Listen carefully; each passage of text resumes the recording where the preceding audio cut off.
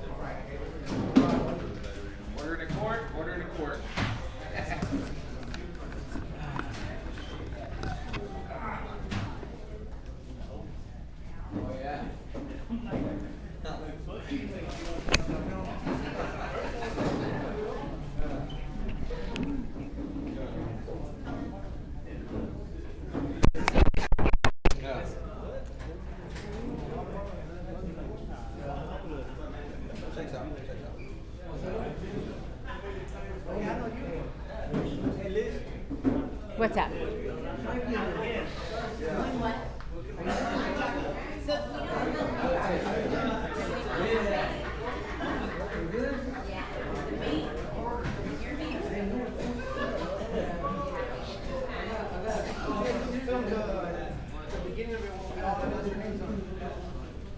We used to stop.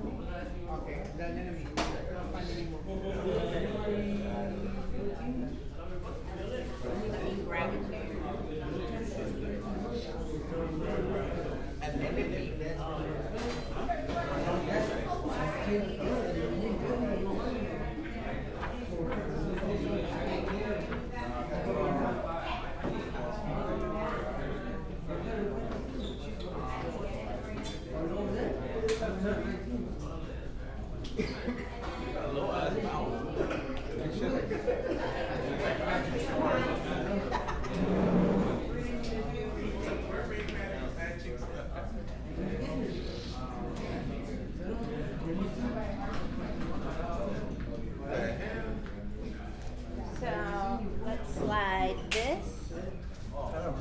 Yeah?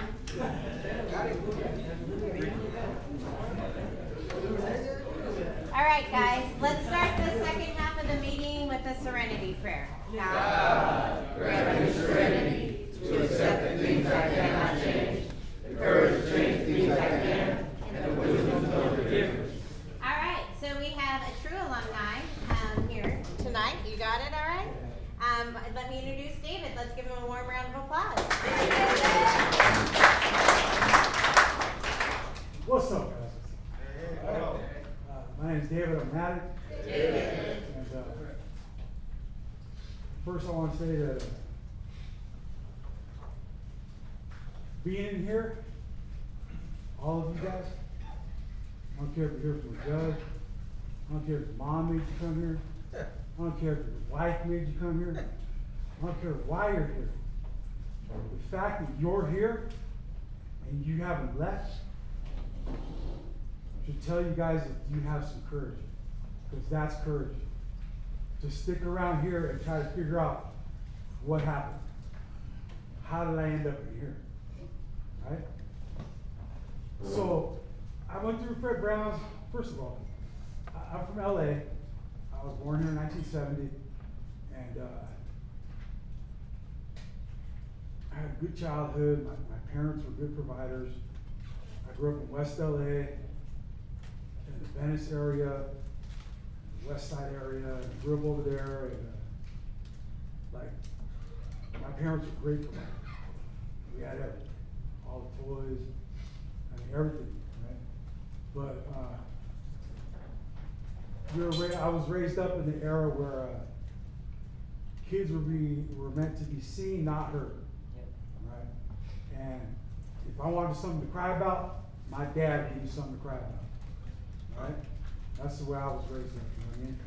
We used to get whippings, and the parents could control you with a look. They didn't have to speak. And we always went to grandma's on Sundays. Grandma would be talking bad about everybody in the family. She'd be talking shit. But, you know, and growing up in the 70s, watching my parents and the way they lived was wild. Because it was so good for them. I mean, every weekend we would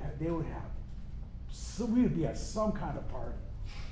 Whether it was the Teamsters local down in LA having a big old bash, like they used to get down.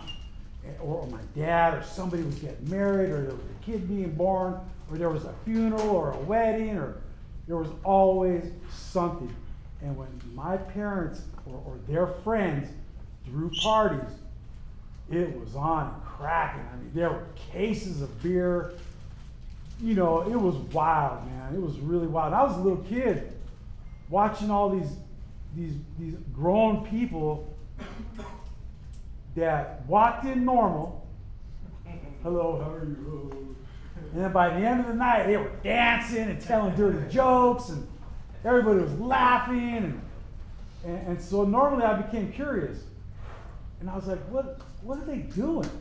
Like, what's going on here? And I remember I had a little clubhouse in my backyard. Right? I had a little clubhouse. It was nice, 2 stories, a little ladder. It was dope. And I was little, man. I must have been about 7 years old, maybe. And I remember I realized that after every party, there was always cups that were half full left all around the backyard, all around the barbecue, everywhere, right? So what did I do? I started collecting them. And I would go to my little clubhouse, and I'd pour them into a big cup, and I would have a full cup, and a few cigarette butts, you know what I mean? And I was going to be cool like Tio Bebe, you know what I mean? Like I was going to be cool, like Rudy. And I would drink and sip, and I would think, I'm really having fun now, you know what I mean? It was just a mimic thing. I was just copying what I was seeing done. It was monkey see, monkey do, basically is what it was. And you know, like I said, growing up, man, I had a good childhood. I can't lie. You know, except for my brother molesting me, except for my dad would whip our asses with a belt. That was kind of traumatic. But besides that, I had a good childhood, bro. I played Little League. You know, I had a lot of friends. My elementary school was right down the street from my house.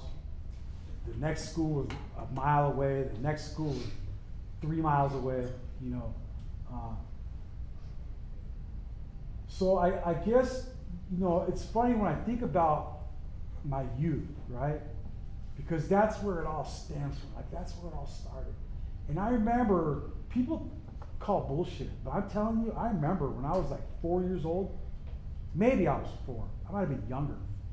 But I remember being in the crib, and if, I don't know, some of you older people might remember that Fisher-Price ball that had the shapes in it, and you opened it and all the shapes fell out, and you put the shapes into the corresponding holes, right?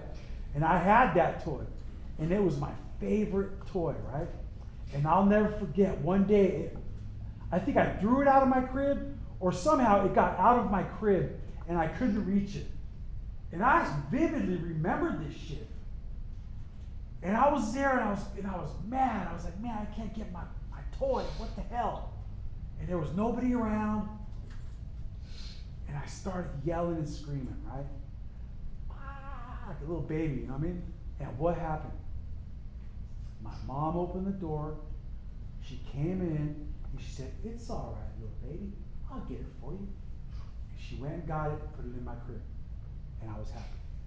And that moment, I fucking learned, wow, all I gotta do is yell and scream a little bit and I get service like that? And that, I tell you, that's when my manipulative mind started working, bro. That's when my mind went, now you can manipulate people. And I swear, that's where it started. People say it's bullshit, but I vividly remember that. But you know, that wasn't, you know, like going on through life. I went on through life. I used to wet the bed all the time. I was a bedwetter. I think it had something to do with my brother molesting me. I don't know. Like I never really, like whatever, you know what I mean? And I don't know. That was like always made me feel like less than. You know, it was a hassle for my parents, and you know, I could never, like, I didn't want to go sleep over at my friend's house or anything like that. But yeah, I was a bedwetter until they got that thing from Sears. It was a tinfoil sheet with 2 electrodes hooked up to that shit. They put it on my bed, homie. They said, you're going to learn, boy. And man, it's like, real nice. I was like, holy shit. I think I stopped wetting the bed like a week after that, bro. That was it. So we got some shock therapy. So we got molestation, beatings, shock therapy, and drinking alcohol at a young age. It was just a thing to do, man. I remember when I was a kid, my dad would say, go get me a beer. I was little, man. Little fucking kid, dude. Go in the refrigerator, get my dad a beer, sitting on his knee. He'd be giving me sips. You know what I mean? It was like the normal thing to do, man. It was like, and then so I grew up more, and you know, time went on, and then in school, we started experimenting with marijuana, of course, because like, so in my neighborhood, there were sets of children, right? There was the youngest children, the middle children, and the oldest children, right? And I was the youngest, and the middle and the oldest were fucking cool, man. These guys were cool, right? Like they were at the beach surfing, they were riding motorcycles, doing wheelies, going on jumps, and like they were cool. Like I wanted to be those guys, you know what I mean? And one day I think one of my friends who was also one of the youngest, we had like our little groups, you know what I mean? Like a little tribe. And he's like, hey, my brother Rico left the joint in his room and I got it. And we were like, oh, yeah, let's try it out. So me and him and my other best friend Kevin, we went into the bushes, right? And it was so fucking embarrassing, bro. Because I thought we were gonna molest each other. Because that's what my brother was doing, right? And when I fucking acted out on that shit, like I tried to act out, like what, like this is what we're gonna do, right? They all looked at me. They looked at me and they said, "What the fuck, bro?" And I was so embarrassed, dude. I had no idea that what was happening to me was not fucking normal. I thought it was normal. And those were my best friends. Like I grew up with those guys in diapers. And they never shamed me after that. They never shunned me. They never did anything to embarrass me about it or anything like that. Because those were my true homies, you know what I mean? But I had that in me. I carried that for a long time. Like it was embarrassing, bro. Like, it was totally fucking like, what? And a lot of people, I think, expected me to like hate my brother, you know what I mean? And I never did, man. Because turns out he was being molested by one of our uncles, right? So it's a cycle, right? It goes down and it carries on, right? until I think I'm the one that broke it. Because when I felt that embarrassment and I thought we were gonna pull our pants down and start playing with each other, and it didn't happen, I was like my brain short-circuited, and that was it. I was like, dude, that's crazy. Like, that's not supposed to happen. And so I broke that cycle, you know what I mean? Thank God. So anyways, we smoked the weed, and we thought we were cool. We thought we were Rico and Eddie. Those were the two coolest guys on the block, man. Eddie was a drummer, Rico was a bass player, and they were both surfing, and man, it was awesome. And it was like, all right, we're cool like them now, but we weren't. We were just dumb kids, you know what I mean? And time went on, of course. Junior high school went on, and junior high school I started taking acid. In 7th grade, I started dropping LSD. And I grew up right by the Culver City projects, right? So I would see all these homies on PCP and PCP and heroin. And I was a kid, man. I was like 7 years old. And I'll never forget, I learned how to ride my bike that day. And I was like, and like in my neighborhood, and then there was the projects was down the street a little bit. And I said, man, I can ride my bike. And I was so fucking proud. And I said, I'm gonna go to the projects. So I played Little League with all those guys. We were all on the same baseball teams. We all ran together, you know what I mean? And I said, I'm gonna go to the projects and show the homies I can ride a bike now. I'm a big man, you know what I mean? And I never forget, boy, I rode over the bridge and I got to where the park is at. And as soon as I looked in the park, I saw them all, like the whole clique was in the park, smack back. Needles hanging out of their arms, blood all over the place. They were all, looked like they were dead. And I was 7 years old, bro, and that scared the shit out of me. And I saw the needles. And I said, I am never going to do a needle in my life, bro. And that's what a drug addict is, right? Like, that's an addict. That's a drug addict. Right? That was my picture of what a drug addict is, right? But, so I turned around and went home fast. I rode home real fast. I was scared. And anyways, so in junior high, we started doing acid, and it progressed on. And we were drinking. I was drinking Jack Daniels at the age of 13, 12 years old. Fits. Like, we were getting, like, it was on. And I'm just telling you guys this because I want to identify with this. I want to qualify with you guys. You know what I mean? Like, I know what it's like to get loaded. I know how to get loaded. So you guys don't need to hear all that shit, right? You guys know. You know what we do, right? So I say all that because this is where, at this time period, there was a thing that was going on, and it was a national movement, and it was called Just Say No. Right? Just Say No. It was Ronald Reagan and Nancy Reagan. Ronald Reagan was shipping all the dope in. And Nancy Reagan was telling you, just say no. Man, I was like, what? So anyways, my mom was on it. My mom knew right away that I was the wild one. But my brother and sister were always like good students, had jobs, were always responsible. You know what I mean? Like, they were the good kids, right? But when I came around, my mom was like, this one's off the hook right here. This dude right here. We got to keep an eye on him. And so when I was around 16 years old, she used to search me when I'd come home from my friend's house. She would search me, empty your pockets. And then she started connecting that her money was missing. And then, why do I have an ounce of skunk weed on me? I'm only 13 years old. What the hell's going on around here?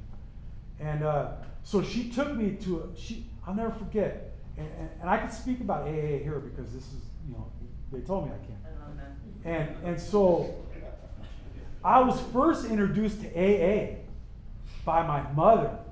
I came home drunk one time from the pier or something like that. I was out there with my friends, riding around the neighborhood, getting drunk, having sex. Man, I was crazy, bro.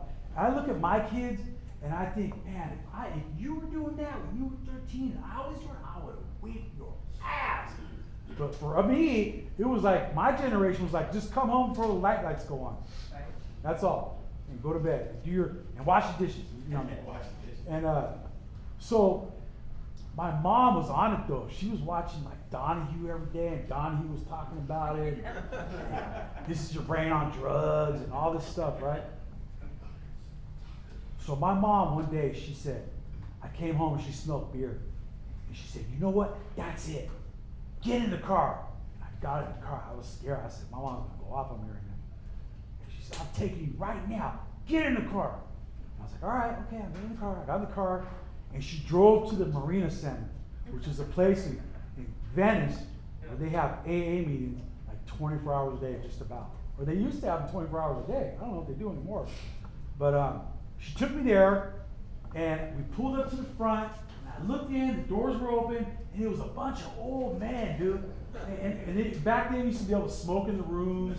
So the room was filled with smoke. There was a bunch of old guys and beat up women.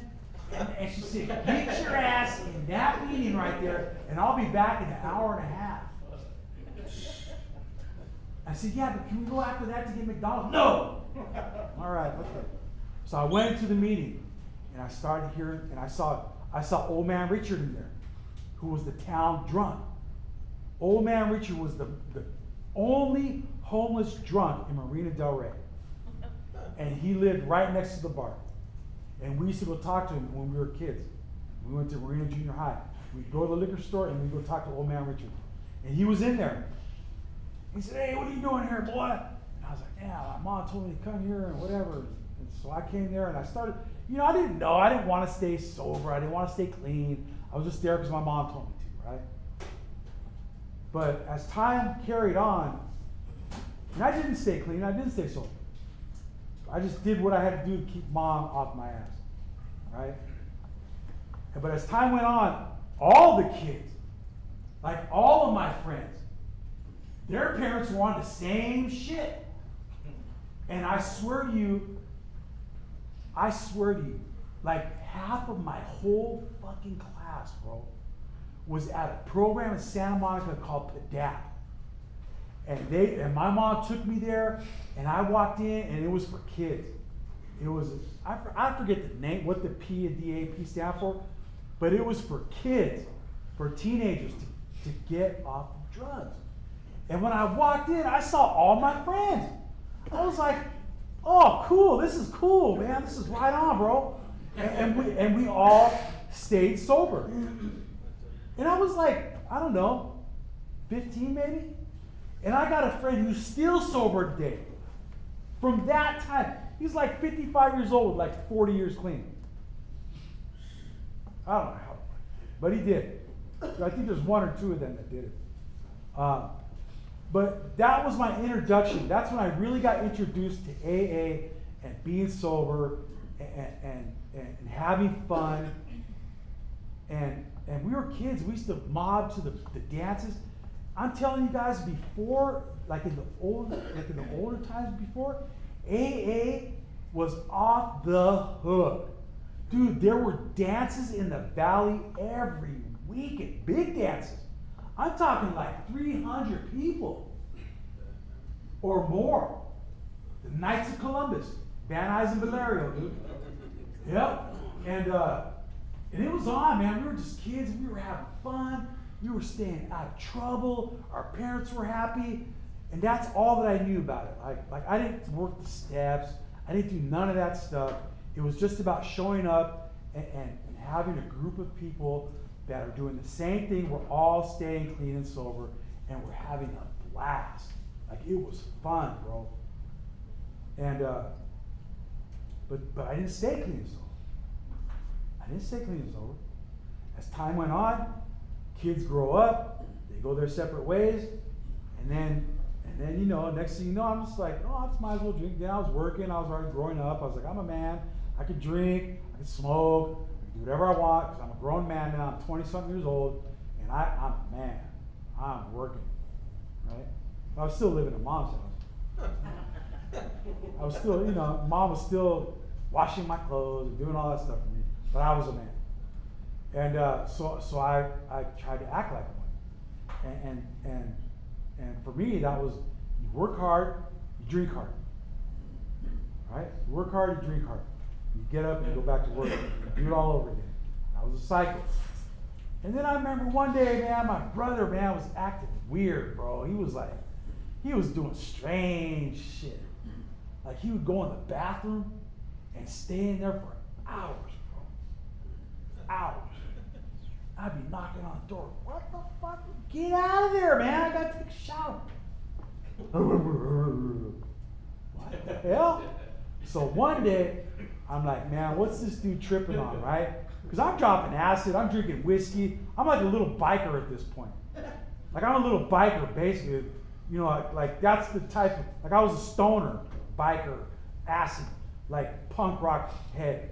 That was me. And so one day, he comes out of the bathroom all quiet. You know, he comes out like oh, whatever. Like, I was, you're sitting there for a fucking hour, dude. And he comes out, and I'm like, okay, now I'm gonna go in that bathroom and see what the fuck is he doing, right? They didn't have little cameras back then. I would have put one of those in there. So I go in the bathroom, and I'm looking around. I'm looking under the sink. I'm like, what the hell is he doing in here, dude? And I look in the trash can, and there it is, the stem. It was like that big. Oh, okay. And I was like, oh shit. Is this that crack stuff they're talking about? Right? And like I met Richard Pryor, because I worked for moving and storage industry. And I moved a lot of famous people up in Beverly Hills. And I met Richard Pryor in North Hollywood after he blew himself up, burned himself up. And he told me, I said, Richard, you got any advice for me? He said, boy, don't you ever do none of that freebase. You stay away from that. He said, if you see that, you run the other way. But no, not me. My brother was doing it, and I was curious, and I was like, let me try to see what they're tripping on, right? What are these fools tripping on? This bullshit out here. This bullshit.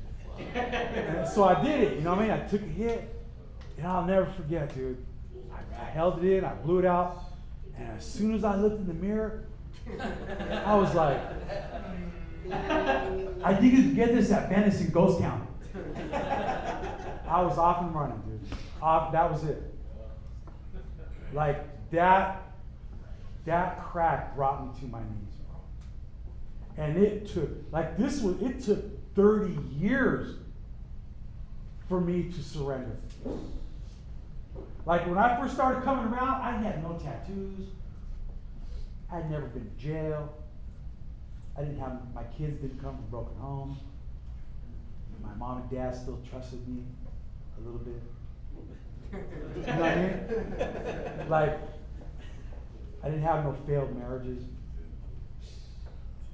I didn't work at all these jobs that I just pissed away, right? But for some reason, and I would be going to these meetings, and I would see those guys with all the tattoos, the veteranos, the tecatos, all the bikers, you know, the brothers, all of them. Over there in Venice, there was a big meeting there. It was called a Saturday Night Live. And it was at a church on Lincoln and Venice Boulevard. And that meeting used to have like 400 people every weekend. And they were all of them, tatted up, gangsters, tecatos, bikers, strippers, hookers. Like, there might have been one or two doctors in there, I don't know. But, and that's when I, like, the seeds were being planted way back then, man. Like, I met this guy, Bob B. He's like a famous guy from NA.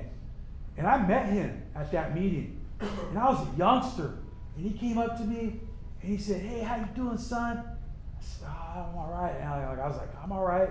He's like, he's all, you having fun? I said, yeah, it's all right. He said, well, grab onto your seat and hold on. And hold on for your life.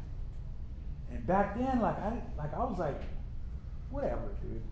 Like, I got this, homie. Like, I'm 25 years old. I'm young, strong. Man, come on. I was getting all the girls, all the best looking girls, man. And it was like, I got this. Don't even trip. But I didn't, man. I didn't. Like by then, I had already built my survival mechanisms of how to deal with and cope with life. Like if I couldn't get my way, I'd beat it up. If I thought you were a threat, we're gonna fight. And if I see cops, I'm gonna run. You know what I mean? Like I don't know, man. It was just a wild life that I was living, man. It's funny because that 30 years that I had to go through all those horrible things, bro. And I didn't have to go through that, but I had to go through that. It's kind of like I don't know how that works. I didn't have to go through it, but I had to go through it. Because I was just that committed to, hard-headed too, yeah, and committed to not giving up my way of life. Like, I had all the fucking answers, bro. Like, I know, what are you talking about? You don't know shit, old man. I'm 25 years old. I'll walk right through that wall. Right? Man, I started hitting them brick walls, bro. I started going to prison. I almost lost my life a few times. I was over there running around in MacArthur Park in the 90s. That shit was crazy over there, bro. I seen some demonic shit over there, straight up. I seen some spiritual shit over there. And I survived that. It was nuts. That place was nuts, bro. Anyways, like, all the things I went through, man, like prison. And yeah, I've been to prison. Yeah, I used to lay on my bunk at night and cry. I would be on my bunk at night crying, dude. Tears coming down my face like this, and everybody's asleep, the lights are out. Because you can't let them see you cry in prison. But I used to be on that pillow crying, bro. Thinking how lonely I was. Who my kids are calling dad. Who my girls sleeping with. My parents. My whole life, bro, was in the toilet, dude, in the prisons. And then I started waking up a little bit, and I started realizing that, okay, something's got to change. The last prison term I got was 2007. I went into prison, and I was done. I've been to prison like 8 times already, but 2007 was the last time, and I was fucking done. I was like, this is it. No more of this shit. Somehow, you are going to change your life, dude, because you cannot keep living like this, bro. And it wasn't when I got the term, it was during the term that I made that decision. Because I remember being on the yard, and you know how they collect the kitty, right? Oh, we need the kitty, right? The homie needs this, the homie needs that. And this little fucking youngster came up to me and said, hey, you gotta show me your receipt. I said, what, motherfucker? You're tripping, boy. Show you my receipt? Oh man, I almost broke his neck, I swear to God. And then being on the yard, and like tensions got high, right? And then they said, okay. I said, okay, we're ready, homie, we're gonna do this. Because you know how we do it, we all jump. And then they said, okay, I said, okay, who's got the yard? Oh, that homie over there. And I looked, and the fool was all smacked back, homie. He couldn't even barely stand up. And I said, you got to be kidding me, bro. This guy's the leader, homie, and he can't. I said, that's it. I am done. And I'm never going back to prison again. Never. I promised myself, you are never coming back here again. And I had some spiritual stuff happen to me in prison. In prison, bro. I'll never forget, I was walking the yard in Chino with my cane, and for some reason, bro, next thing I know, I'm in the sky, dude, looking down at myself. I'm looking down at me in the prison with my cane and the blue shirt, walking out of the chow hall. And I'm looking at me and I'm going, what? And like a voice talked to me and said, Dave, is this what you want? Is this your life, homie? Is this you? I was like, oh man, so I had to change, right? I had to change. And I didn't want to stay clean because like this never worked for me. Like all those years and decades I was in and out of these rooms, I figured, you know what, this shit ain't never gonna work for me. I ain't never gonna stay clean and sober. It's never gonna work. So don't even think about it. But I knew I had to do something.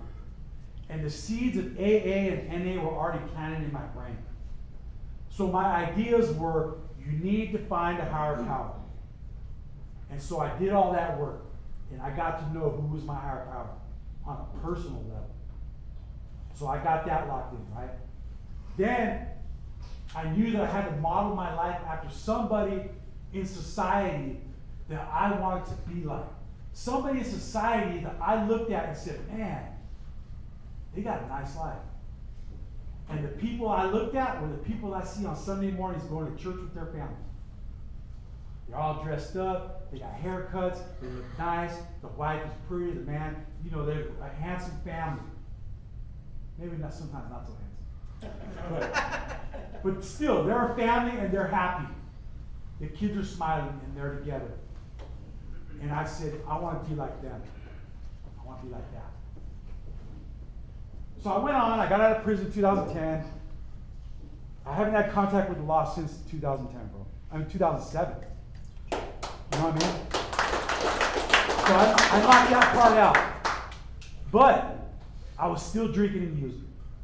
I was still thinking, well, you're a man, bro. You're working. I'm just a trucker. I got my trucking license. I drove cross country. I did all that, dude. I had all those jobs. I had a job at the docks. Man, I was a firefighter, bro. I had all those fucking jobs. All those fancy titles. I had all that. But none of that kept me clean. None of it. So I was still using it and messing around, drinking, whatever. And it came down to the point where my knee got messed up. And I couldn't drive a truck because I was taking pain medication. And so I called my family. I said, I got to come home because I need surgery. I said, okay, come home. So I've been at my dad's house. Since 2018, I moved back home. And I was in this house, and I started using in his house. And I was drinking in his house. But I wasn't doing the crime, and I wasn't going missing for 3 weeks. And I wasn't doing none of that. I had somehow got some kind of control, right? Or so I thought. Until one day my dad said, you know what, you got to go. And he got a restraining order, and I blew it off. I was like, man, this dude's tripping, man. I ain't going nowhere. And the restraining order came that day, and he said, all right, you got to go. And I was like, what? Are you serious? He's like, yeah, you got to go. I was like, man, I'm not going to fight my dad, dude. So I was like, all right, I'm out. So I went out the door with a walker, with my leg messed up. And I ended up in the alley, in the tent, and they said, hey, there's this stuff called fentanyl right here. I was like, okay, I'm going to show my family. They want to put me out, I'm going to show them. I'm going to kill myself. I'm going to get some of that fentanyl. I'm just going to die, and then they'll feel sad for me. Right? That's how selfish my thinking was. And so I got some fentanyl, and I died. And as soon as I came out of the hospital, I went back to get more. And the people at the tent, at this little village, were like, bro, you were just taken away in an ambulance like 2 hours ago. And you're back here again? They said, you are crazy, Tommy. You're crazy, bro. And so I said, oh, okay, I'm crazy. So someone told me, well, you can go to the psych ward and get off the street. They'll give you a bed, and you can get some help. I was like, all right, cool. So I started using Brotman. I started going to Brotman. I tell them, I'm suicidal. I need help. I'm depressed, whatever. Whatever I had to say to get in, right? And so that started happening, and I started coming back to the meetings through that. I would go get a recovery home. I started coming back to the meetings. And I finally realized that, you know what? One day I was sitting in the car. So my mom bought me a car. Mom's a great enabler. Mom's always going to take care of baby, right? So I was sitting in the car, and I was just sitting there smoking crack. And it was like, dude, what are you doing? Like, I had that moment. I looked in the mirror, and I was like, what the fuck are you doing, bro? Like, your family's at home, warm, fed, clean sheets, clean clothes, shower, in a bed, and they aren't, and you're the one out here dirty, stinky, begging for money, stealing out the store, doing whatever you got to do to get high, living like an animal. So how are you getting back at them? And it hit me. It was like, bro, you got to do this. And you know what? For me, it was like, I was never ready till I finally realized that I had to do it for myself. Like, until I realized doing it for myself is what it was going to take, that's when things changed for me. Like, I wasn't doing it for my family. I wasn't doing it for my kids. I wasn't doing it for the job. I wasn't doing it for a judge. I was doing it for me, man. Because because my life matters to me, bro, and I don't want to live like I've lived that horrible life, bro, and I just don't want no more of that. I'm cool. So I come back to NA, man, and I come back here with the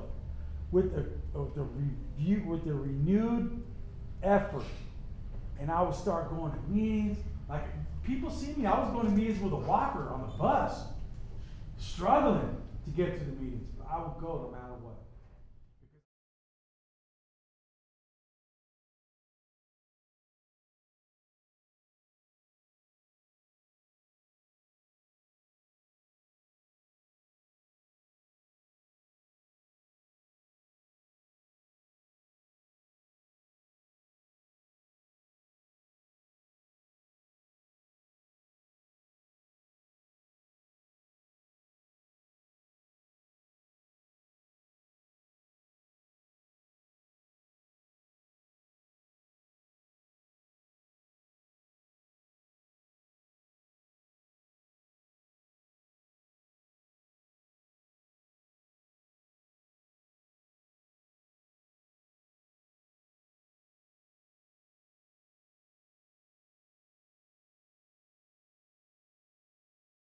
Around people that I love, that love me, that we're doing good for each other, and they love me, bro. Like that was the most important thing ever since I was a little kid. And I spent my whole life going around in circles trying to get it. And I never could get it. Because nobody loves the addict, bro. You're an addict. You are a tornado in these people's lives. When they see you coming, they close the door. They did for me. So how am I going to get love like that? I can't, right?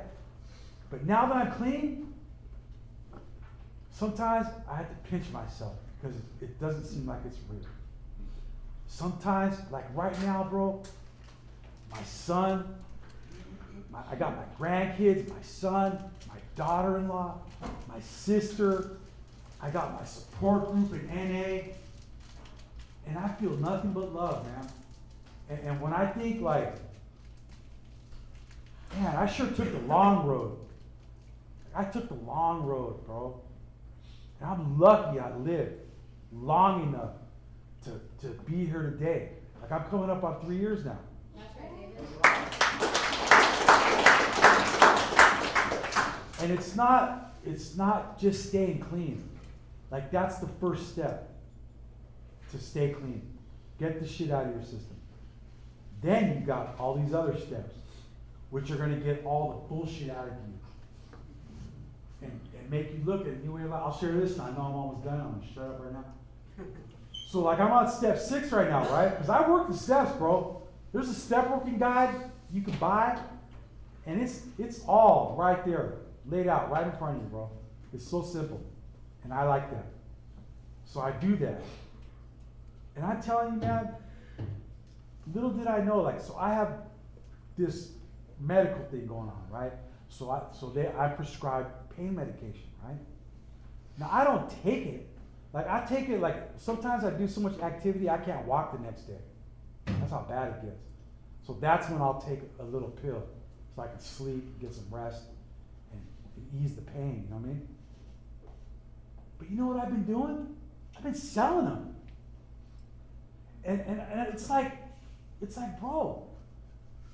And the 6th step that I'm working right now just hit me to like, hey Dave, maybe that's not the right thing to do. Like maybe you're hurting somebody else. Because if somebody needs to take pain medication, they should go to a doctor and get it prescribed. Period. Like, and so the steps are working in my life every day, man.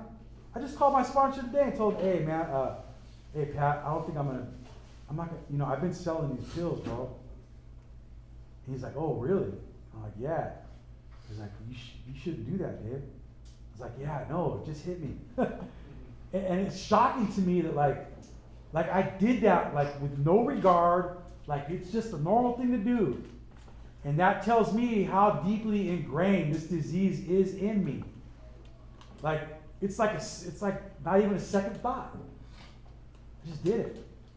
But the programs, the steps are counteracting that, and they're showing me how to look at my life and how I'm living to avoid consequences for behavior that can be corrected.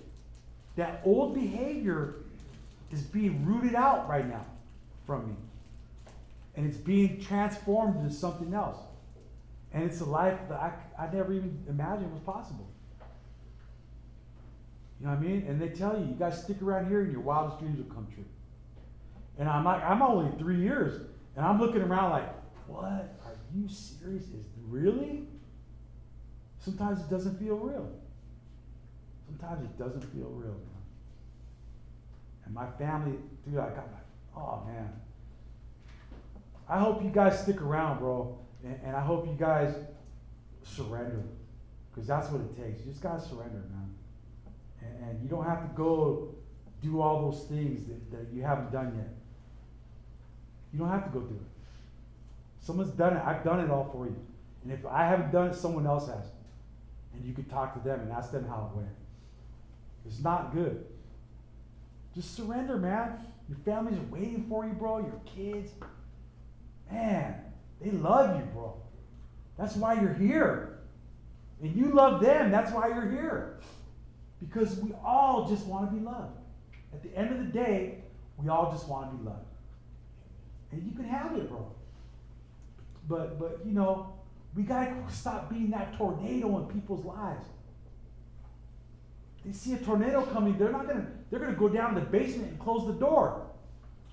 But if they see sunshiny, happy something coming, they're gonna open the door and the windows and say, all right, here they come. Right? It's only natural. It's only natural. So I don't know, man. I'm thankful they asked me to share over here. And how much time I got left, man? A minute? 0? Okay. So yeah, I didn't think I could do the 40 minutes, but I'm a blabbermouth, I guess. But I hope you guys got something out of that. Thank you.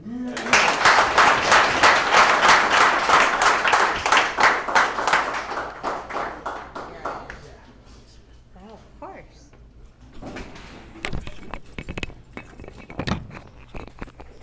All right, we'll fix that at some point. Thanks, kiddo. Oh, thank you. Oops, these cords. All right. Thank you so much, David. Let's give David another round of applause. And I mean, I didn't get to hear David's whole message, unfortunately, because I got called away. But I loved hearing that he admitted to making some mistakes in our recovery. And I think like that's super important because all of us, you know, recovery is not perfect. We're not perfect people. And I think like part of that is making sure that we're honest in our recovery and that when we do make mistakes, that we own up to them, and that awareness, like when we talk about being open and honest, it's like you're aware of it, you admit it to your friend or to the person that your sponsor or your sponsees, whoever you're working with, make sure that they're aware and that you move on from that, make your amends and move. It's just one of those things that happens, but it doesn't define you. It doesn't define your recovery. It's just stuff that's part of. So just draw a line under it and move on. So I think that's a perfect message. That's what I heard. I'm sure you guys heard a lot more than I did, but I appreciate you, David, coming out and doing that. So, all right. Another round? Okay, go for it. Go for it. Okay. So we do some celebrating. Oscar, are you ready to come on up and give away some chips? Yes. My name is Oscar. I'm a grateful recovery addict. I'm your chip guy for this meeting. And then here at Fred Brown Recovery Services, we celebrate days of sobriety, starting with our most important person, the newcomers. Anyone with